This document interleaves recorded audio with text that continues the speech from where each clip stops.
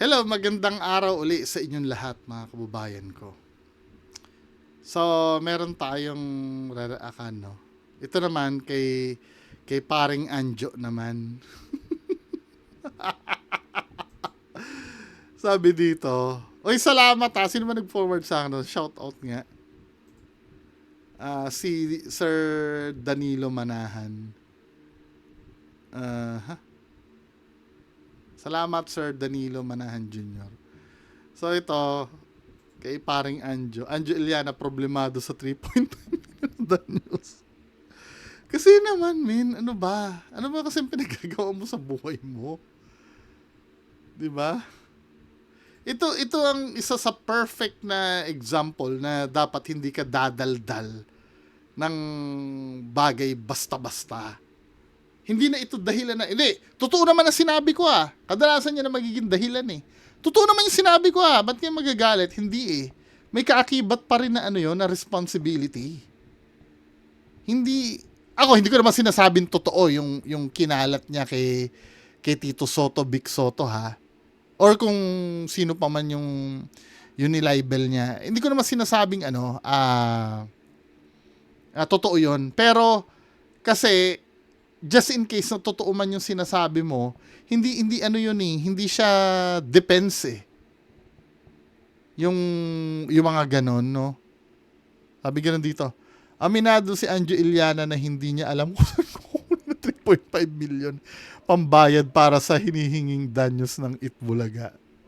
Ito'y kaugnay ng pagpabor ng korte sa TVJ Productions na pag-aari ng iconic comedy trio na Tito Soto, Vic Soto at Joey De Leon sa kasong isinampa nila laban kay Anjo o Andres Jose Garchitorena Iliana Jr. sa tunay na buhay. Idinumanda si Anjo sa mapanirang puring mga pahayag nito laban sa host ng Itbulaga sa pamamagitan ng TikTok.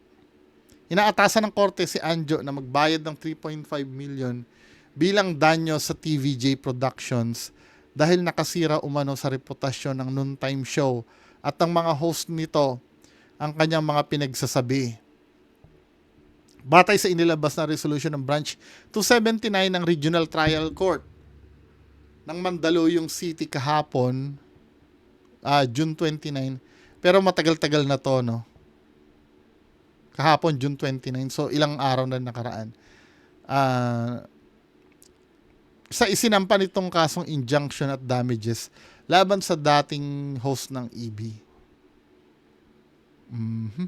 Bukod dito, nagpalabas din ng korte ng permanent injunction laban kay Angelina, blah blah blah.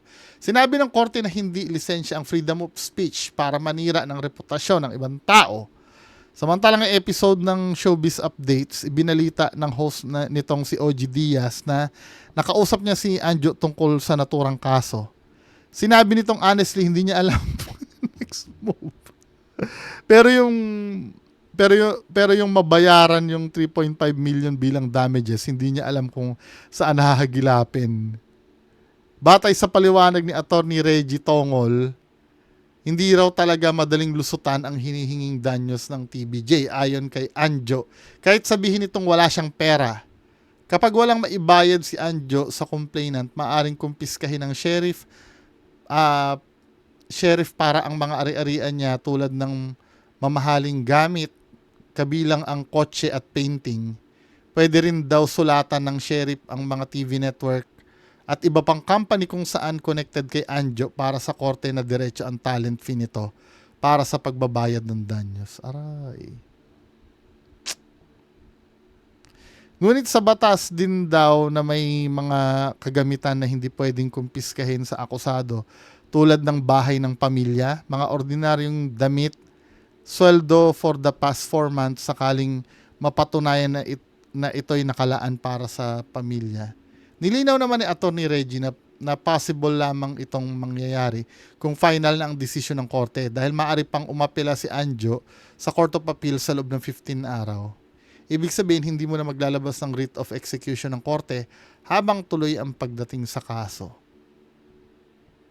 Kaya lang, ang problem nito, men, gagastos ka na naman uli niyan. Di ba?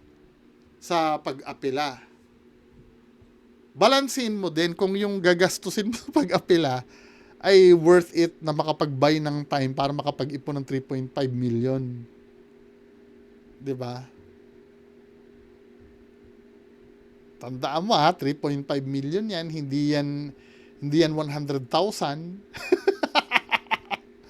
'Di ba? Hindi siya madali kunin. Ito yung sinasabi ko na kadalasan lagi mag-iisip muna bago dumaldal. 'Di ba? Kasi natin, sa kakadaldal natin, naliligayahan tayo na alam mo yun, yung basta lang makapagsalita ka nang hindi mo pinag-iisipan, ikaw rin ang mapapahamak, men eh. 'Di ba? Kaya nga sinasabi ko sa inyo pag magki-criticize kayo, dapat may pinagbabasihan kayo na isang bagay kung saan kayo nagki-criticize. Hindi yung kasi anong nangyari dito kay Anjo Iliana, sa pagkakaalam ko, may nang troll kasi dun sa TikTok niya. Then pinagbintangan niya agad na si Tito Soto yon. Tapos ngayon, dumaldal siya ng dumaldal laban kay Tito Soto. 'Di ba? Ibang-iba kasi ito doon sa halimbawa, nagsasalita si Tito Soto, na for example, yung kinikriticize mo siya ayon sa sinasabi niya. Na for example, ganito, naniniwala ako na lahat, halimbawa lang ito halimbawa, ganito yung sinabi ni Tito Soto, naniniwala ako na lahat ng manggagawa may karapatan na may sapat na sahod, 'di ba? Ipaglalaban ko 'yan. Halimbawa, pwede mo siguro sabihin, ganun ba Tito Soto, pero bakit kami nasa Itbulaga kami? Hinayaan mo na wala kaming sweldohin. For example, ganon. May kinalaman ito sa sinabi ni Tito Soto. 'Di ba? At pag sinabi mo 'yon, dapat back up ka rin ng evidence nun, hindi basta sinabi mo lang. Or halimbawa, may sinabi si Tito Soto na technicalities, let's say sa batas. Na may batas na ganito. Sa pagkakaalam mo, wala namang ganun. Iko-correct mo siya in public na ikaw naman, Tito Soto, wala naman sa mo nabasa yung ganyang batas na sinasabi mo. 'Di ba? Ganun kasi mag-criticize. Hindi yung biglang sasabihin, ikaw may kabit ka. Anong kinalaman ng kabit, men? Kaya totoo man yun o hindi siya wise na ilabas kasi wala namang substance yun dun sa issue. 'Di ba? Dahil lang tinroll ka sa unang-una, hindi mo pa nga sure na mga bata ni Tito Soto yun ang troll sa'yo Hindi nga alam kung pag-aaksayan ka ng panahon dahil ikaw, hindi ka na sikat noong mga time na yun. Naghinala ka na lang agad na galing kay Tito Sen yung mga nan-troll sa'yo. Kaya yan ngayon, di ba? Siguro akala mo makakagather ka na maraming supporter. Di ba? At magte-trending ka. Kikita ka dun sa issue na gagawin mo. Ay, nako, Diyos ko. Well, ganun talaga ang buhay.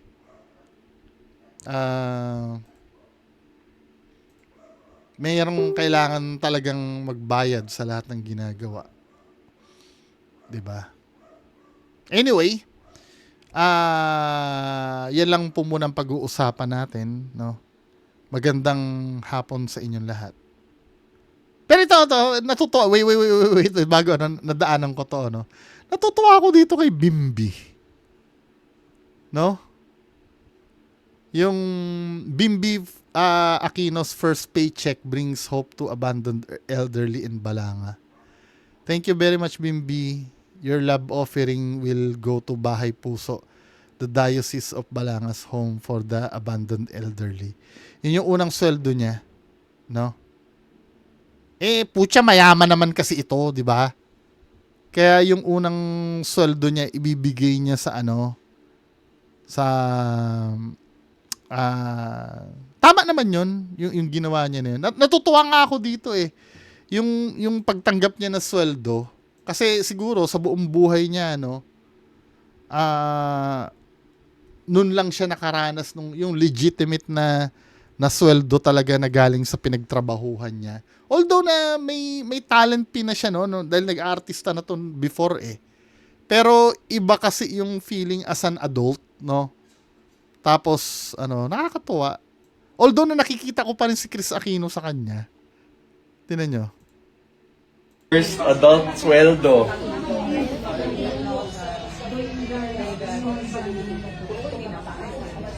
Babe, sino iti-treat mo sa first ano mo? My mom, of course. I have to. And ano, yan ang promise ni Mama to my priest, si June. Father June. Or he's a bishop now yata. So we're gonna donate half of it muna. It's cash? Yes, it's cash. Wow, it's cash! I like cash! Hindi siya nakakahawak mo sa ng Baka naman pwede donate mo sa akin yan. Joke lang ha. Joke lang. cash. I'm clear. Pero at least kahit pa paano ito, no, nung una na misunderstood ko to si Bimbi eh. Na bading eh. Kasi nga, the way siya kumilos before, nakita niyo yung, ano, yung video niya dati. Sana ba yun? Wait lang ha. May video siya dati na, ano, na, yung pala, feeling ko na misinterpret kasi ginagaya niya yung nanay niya eh. Makikita pa ba dito yun?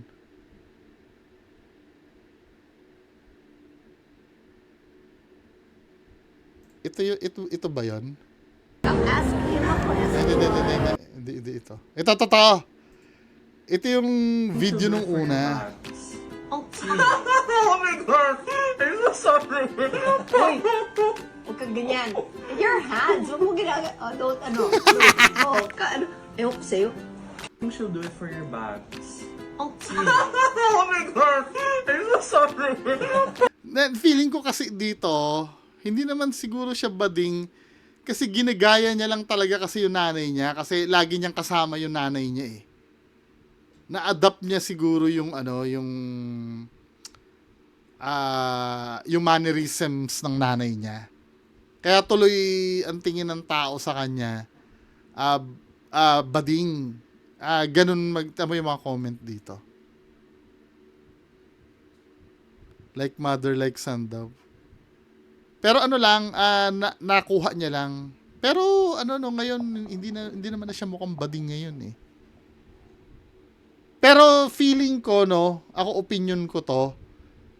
Feeling ko kaya ginigimik ito kay Raisa, mukhang may mangyayari sa Metro Manila Film Festival sa ano eh, sa December eh. Mukhang may movie tong dalawa eh. Yun lang yung nafe-feel ko. Well, ganyan naman sa Pilipinas eh. No? Ganyan naman sila eh. Yung pagtatambalin para yung pala may ano sila, yung parang project. Anyway, mga kababayan ko, yan lang muna pag-uusapan natin. Medyo na-extend ng konti. Magandang araw sa inyo lahat. Bye-bye.